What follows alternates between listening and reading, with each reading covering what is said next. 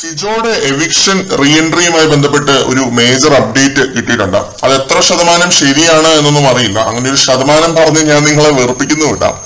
നമ്മുടെ ഒരു സോഴ്സ് നമുക്ക് തന്നൊരു അപ്ഡേറ്റ് നിങ്ങളുമായി പങ്കുവെക്കുന്നു എന്ന് മാത്രമേ ഉള്ളൂ. സിജോ പുറത്തായി എന്നാണ് അറിയാൻ സാധിച്ചത്. Sijo ejected due to health reasons.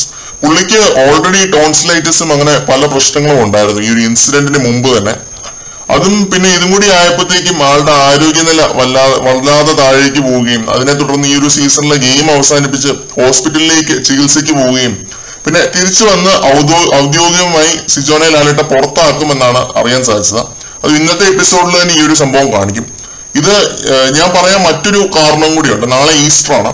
പിന്നെ ഈ ആഴ്ചത്തെ നോമിനേഷൻസ് എല്ലാം ക്യാൻസൽഡ് ആണ്.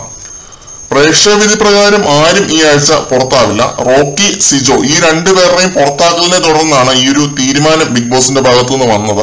പിന്നെ എവിക്ഷൻ ഇല്ലാതെ പ്രേക്ഷകരെ കൊണ്ട് വോട്ട് ചെയ്യിപ്പിക്കേണ്ട എന്നൊരു ചിന്തയും നമ്മുടെ മേക്കേഴ്സിന് ഇത്തവണ ഉണ്ടായിട്ടുണ്ട്. എല്ലാ തവണയും കാണിക്കുന്ന കൂട്ട് ഉഡായിപ്പ് ഇത്തവണ നടന്നില്ല.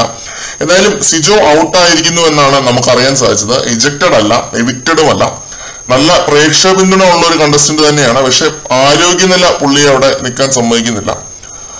സിജോയുടെ അവിടെയുള്ള പെർഫോമൻസിനെ കുറിച്ച് പറയാനാണെങ്കിൽ ഏറ്റവും നന്നായി സംസാരിക്കാൻ അറിയാവുന്ന ഒരു വ്യക്തി. ചർച്ചകളിലും വാഗ്വാദങ്ങളിലും എല്ലാം വാക്ചാതുര്യം കൊണ്ട് മുമ്പിൽ നിൽക്കാൻ കെൽപ്പുള്ള ഒരു വളരെ മികച്ചൊരു മത്സരാർത്ഥി. മൂന്നാമത്തെ ആഴ്ച പുറത്താവേണ്ട ഒരാളെ അല്ല.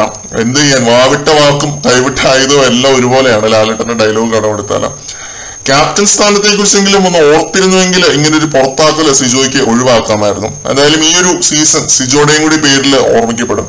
ഇത്തരത്തിൽ കോൺട്രിബ്യൂട്ട് ചെയ്തിട്ടുള്ള വളരെ മികച്ചൊരു മത്സരാർത്ഥി തന്നെയായിരുന്നു സിജോ.